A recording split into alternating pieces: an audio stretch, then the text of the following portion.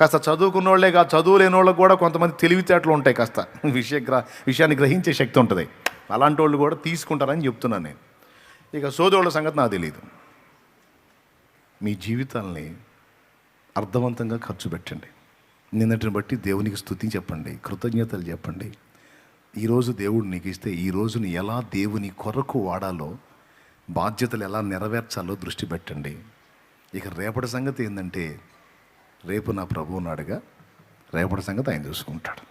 నిన్నటికున్న దేవుడు, ఈ రోజుకున్న దేవుడు రేపటికి కూడా ఉంటాడు. కాబట్టి ఇక రేపటిని గురించి నేను గాబరా పడను. రేపటి సంగతిని ఆయనే చూసుకుంటాడు. నిరీక్షణ ఉంచుతా, విశ్వాసం ఉంచుతా. నిజంగా అలా నువ్వు భరోసా ఉంచావనుకో, దేవుడు ఫుల్ హ్యాపీ. జోక్ కాదు. నువ్వు నిజంగా అలా భరోసా ఉంచితే ఆయన మీద చాలా సంతోషపడతాడు.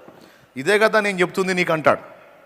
ఇలా ఉండాలి, నువ్వు ప్రశాంతంగా ఉండాలి, నువ్వు హ్యాపీగా ఉండాలి, నువ్వు సంతోషంగా ఉండాలి.